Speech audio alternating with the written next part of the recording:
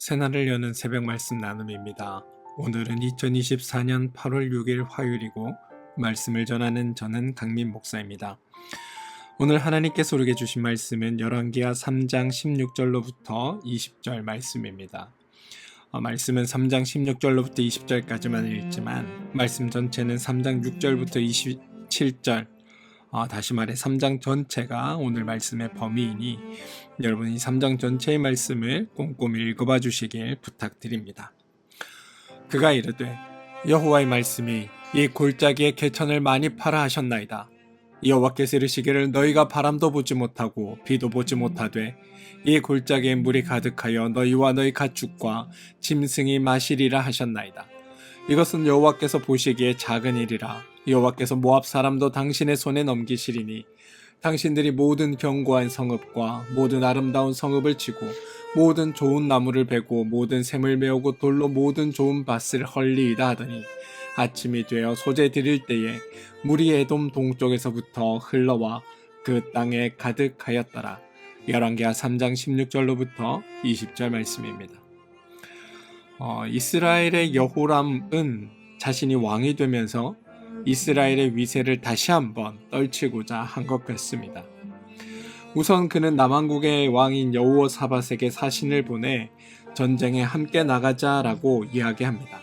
아시다시피 북왕국이 남왕국보다는 강대한 나라입니다. 왜냐하면 이스라엘이 두 개로 나누어질 때 북왕국은 10개의 지파가 남왕국은 2개의 지파만으로 이루어졌기에 세력적으로 보아 북왕국이 남왕국보다 강했던 것이 사실입니다. 그래서 북왕국의 요청에 남왕국은 거절하지 못합니다. 그것을 안 여호람은 남왕국에 군사 동원령을 내렸습니다. 당연히 남왕국의 왕인 7절 후반부처럼 군사를 동원했고 모압의 위치가 북왕국보다는 아래 지방에 있었기에 8절처럼 남왕국 왕에게 갈 길을 물어 에돔 광야의 길로 들어왔습니다. 지금까지는 모든 것이 여호람의 작전대로 진행되고 있습니다. 그런데 말씀을 읽지 않았지만 구절을 보시면 매우 심각한 문제가 발생했음을 알게 됩니다. 뭐냐면 전쟁터에서 사용하고 먹을 물이 다 없어진 것입니다. 물이 다 떨어졌습니다. 이때 여호람 왕이 보인 반응이 10절입니다. 이스라엘 왕이 이르되 슬프다. 여호와께서 이 세 왕을 불러 모아 모압의 손에 넘기려 하시는도다. 여러분, 이 여호람의 모습이 왠지 적반하장처럼 보이지 않으십니까? 여호람은 전쟁을 시작하면서 여호와에게 단 한 번도 묻지 않았습니다.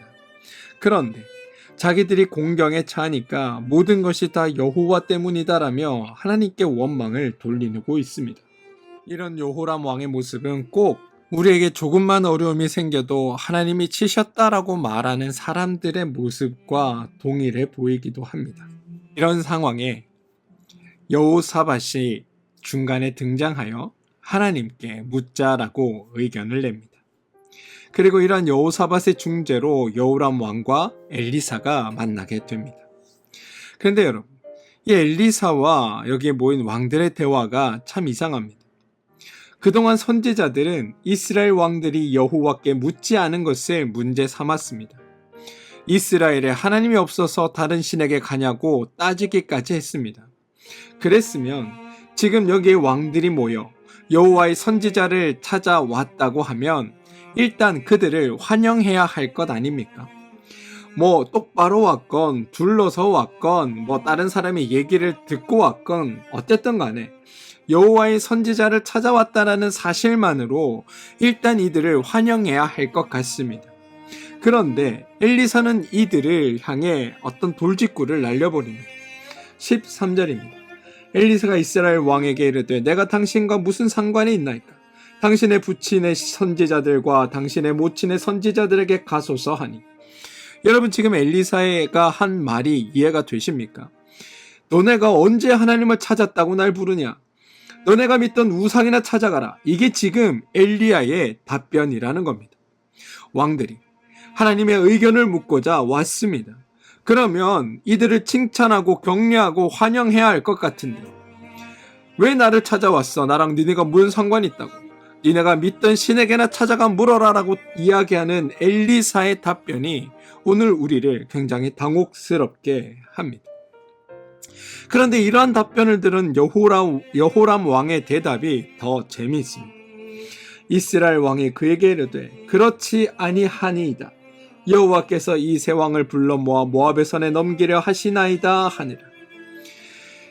여러분, 여호와를 의지하려면, 하나님을 의지하려면 하나님을 탓하지나 말던가, 하나님을 탓하려면 하나님의 말을 듣지나 말던가 해야 되는데, 오늘 여호람의 말은 한편으로는 하나님을 탓하면서 다른 한편으로는 엘리사의 돌직구를 다 받아주고 있는 이상한 상황입니다. 그러니까 왕의 말은 이겁니다. 아유, 선지자님 오해하셨습니다. 우리는 절대 하나님을 멀리하지 않았습니다. 그런데 하나님은 왜 우리를 모압에게 넘겼다는 말입니까? 라는 이야기를 하고 있다는 겁니다. 지금 여러분, 여호람이 엘리사를 찾아와 하나님을 탓하면서도 엘리사에게 의견을 묻는 건 아마 그만큼 절박하기 때문일 겁니다. 왕과 군사와 가축이 먹을 물이 없으니 지금 아주 난감한 상황입니다. 달리 대안이 없기에 아무리 꼴보기 싫어도 엘리사에게 도움을 청하려면 싫은 소리를 들어야 했을 겁니다. 엘리사는 여호람의 속을 긁는 말을 한마디 더합니다. 14절인데요. 엘리사가 이르되 내가 만군의 여호와께서 살아계심을 두고 맹세하노니 내가 만일 유다의 왕 여호사밧의 얼굴을 봄이 아니면 그 앞에서 당신을 향하지도 아니하고 보지도 아니하였으리이다. 여러분, 이게 참 심한 말인 게 여호람과 여호사밧의 관계는 꼭 종속 관계처럼 보입니다. 여호람이 위에 있고 여호사밧이 아래에 있는 것처럼 보인다는 겁니다. 여호람 왕의 출장 요구에 여호사밧은 거절은 고사하고 불평 한마디 없이 따라 나올 수밖에 없는 상황이었습니다. 그런데 두 왕이 서 있는 면전에서 상관처럼 보이는 여호람에게 아랫사람인 여호사밧이 아니면 네 얼굴 볼 일이 없다라는 이야기 자체가 여호람의 위신을 저 밑바닥까지 끌어내리는 일이라는 겁니다. 아무튼 싫든 좋든 세 왕이 엘리사를 찾아와 하나님의 의견을 묻고 하나님께 원하는 것을 이야기합니다. 이스라엘 왕과 유다 왕과 에돔 왕과 군사와 따라가는 가축이 모두 마실 물이 없는 상황에서 이들의 요청을 들은 하나님은 다음과 같이 말씀하십니다. 하나님은 참 좋으신 분인 게 이들이 도움을 구할 때 언제나 들어주신다는 겁니다. 게다가 따지지도 않습니다. 짜증을 내거나 불평도 않으십니다. 엘리사처럼 삐져서 다른 데 가서 알아보라고 이야기하지도 않습니다. 따라서 하나님께서 응답하신다는 이 사실이 사실은 우리에게 매우 귀중한 겁니다. 여호와의 말씀이 16절부터 19절까지인데요. 16절과 17절을 보면 이렇게 이야기합니다. 그가 이르되 여호와의 말씀이 이 골짜기의 개천을 많이 파라 하셨나이다. 여호와께 이르시기를 너희가 바람도 보지 못하고 비도 보지 못하되 이 골짜기에 물이 가득하여 너희와 너희 가축과 짐승이 마시리이다 하셨나이다. 그런데 여러분, 이런 하나님의 말씀은 지금 여기에 모인 왕들이 기대한 대답일까요? 아마 세 왕은 사실 이러한 하나님의 대답을 기대하지 못했을 겁니다. 가장 현실적으로 이들이 생각하는 거였다면 아마 다른 길을 알려주는 것이었을 겁니다. 이 길은 물이 없으니 물이 있는 길로 돌아가라 라고 이야기했을 거라는 겁니다. 여호사밧의 안내를 따라 길을 둘러왔는데 와보니 물이 없었습니다. 그렇다면 당연한 수순은 물이 있는 곳으로 가는 겁니다. 이러한 현실보다 조금 더 기대를 했다면 아마 지금 이곳에 비가 내리는 것을 이 왕들은 기대했을지도 모르겠습니다. 하나님께서 이곳에 비를 주시겠지, 아마 이것이 이들이 기대할 수 있는 최선이었을 겁니다. 이들은 지금 여러분 전쟁을 하러 왔습니다. 그것도 배반한 나라를 정벌하기 위해 온 겁니다. 전략적으로 계산해서 왔습니다.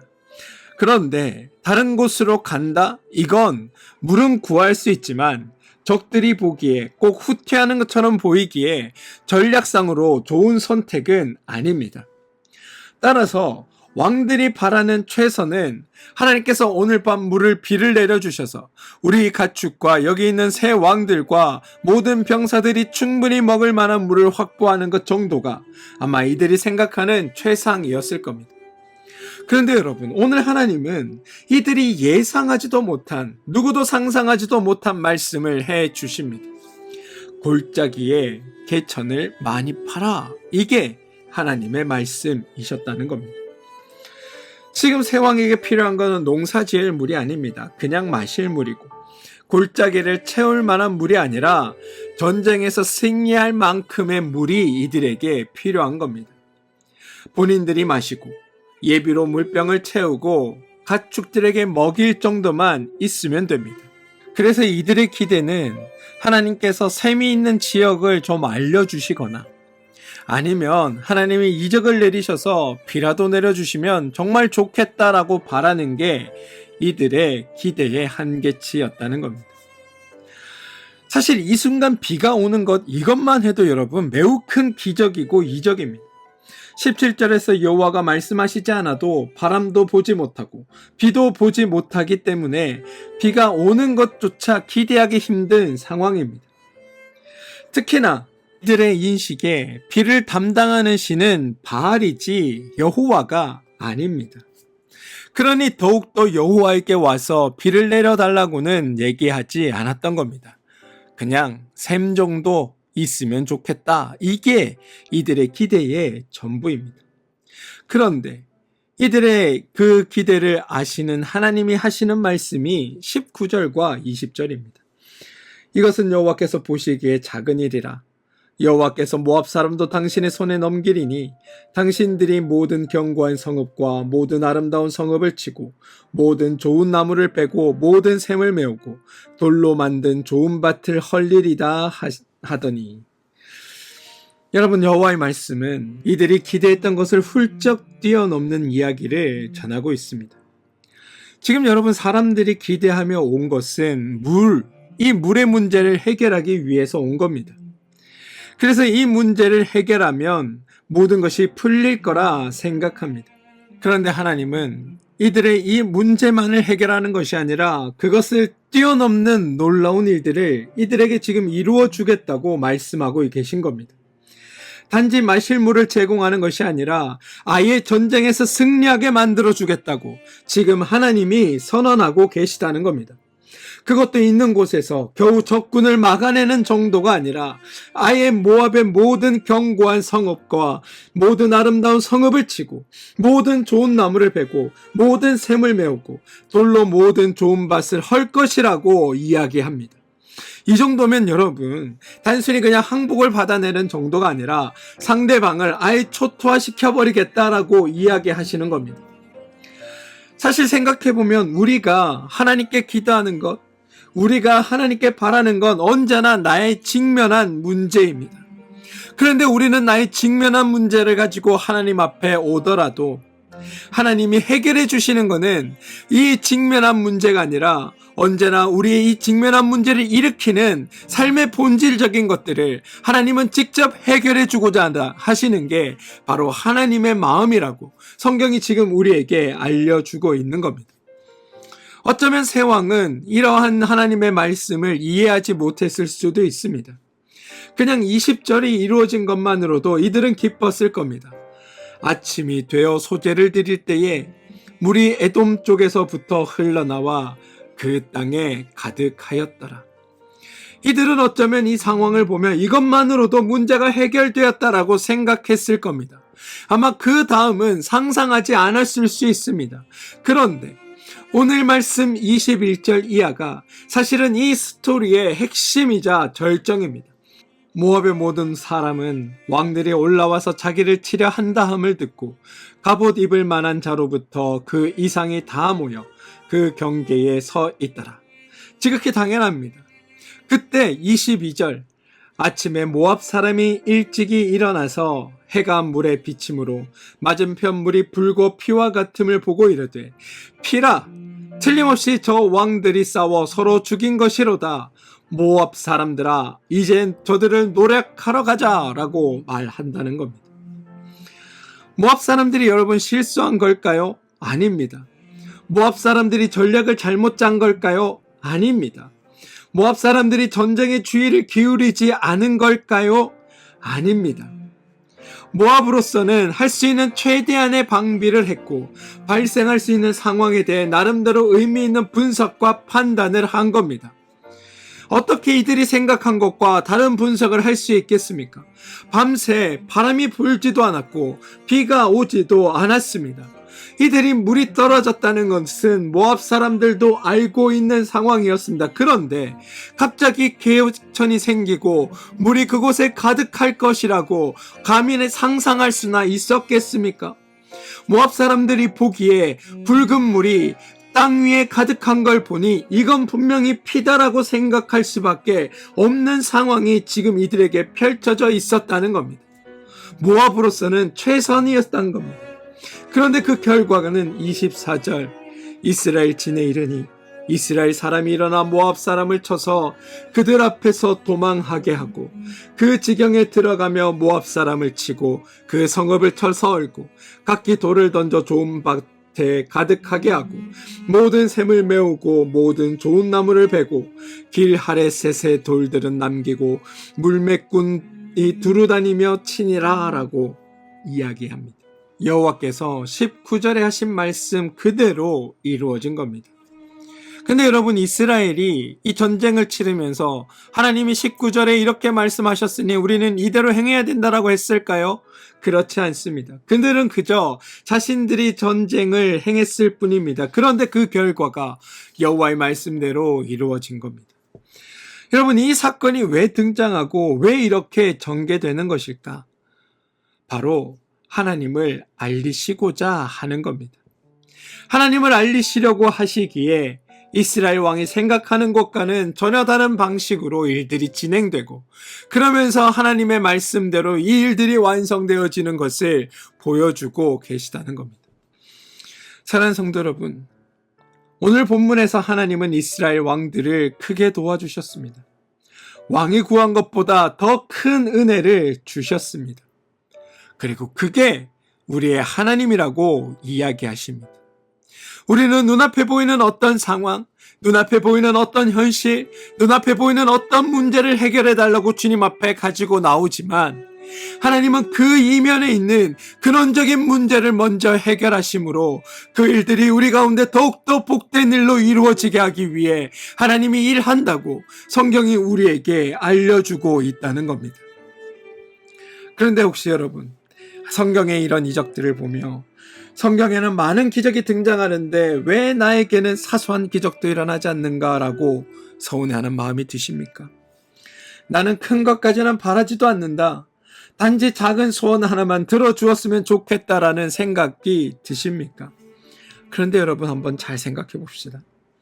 성경을 기준으로 굳이 우리를 따져본다면 우리는 구약의 시대를 거쳤고 신약에 예수 그리스도가 오셔서 하나님의 일을 이루신 이후의 삶을 살고 있음을 기억해야 합니다. 이 말은 하나님의 이루심 예수 그리스도를 통한 온전한 구원을 완성하신 이후의 시대를 우리가 살아가고 있다라는 의미이기도 합니다.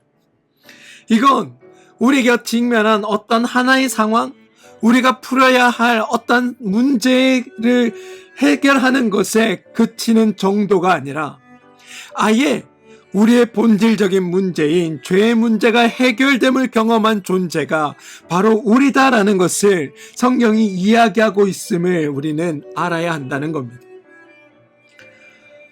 행복할 수 있는 조건이 한두 개 마련된 게 아니라 아예 행복을 소유한 존재가 바로 우리다라고 성경이 이야기하고 있다라는 겁니다.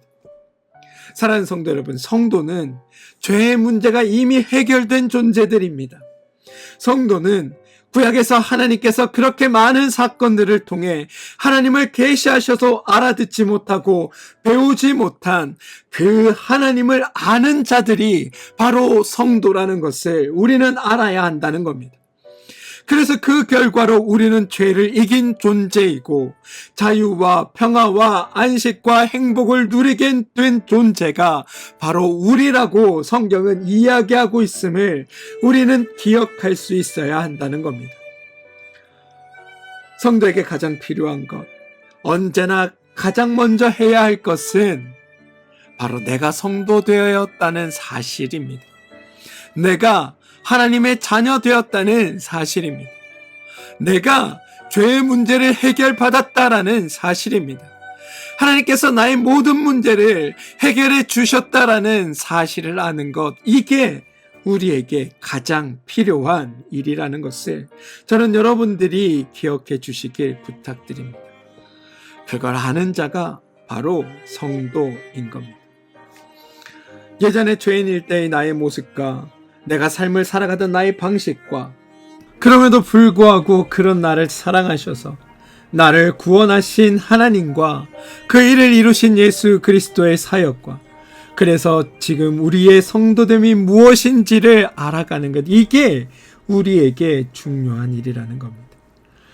사랑하는 성도 여러분, 부디 우리의 우리됨을 아시고 하나님을 아시고 우리가 받은 은혜, 우리에게 이루어진 삶을 실제로 여러분의 삶에서 이루어내시고 또 가는 곳마다 만나는 사람마다 그 일들을 드러내며 그 일들을 증언하며 살아가는 하나님의 사람들 되어주시길 주님의 이름으로 축원드립니다.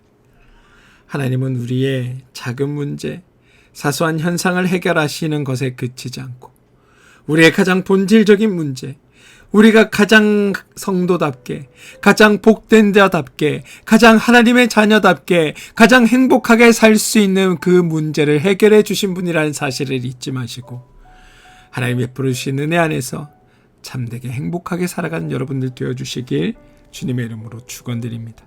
함께 기도하겠습니다. 주님, 우리는 따지고 보면 이미 하나님께서 이루어주신 구원과 축복을 받은 존재들임을 고백합니다. 그런데 우리는 우리에게 이루어진 일은 깨닫지 못하고 정작 필요하지 않은 일들을 위해 애쓰며 살아갑니다.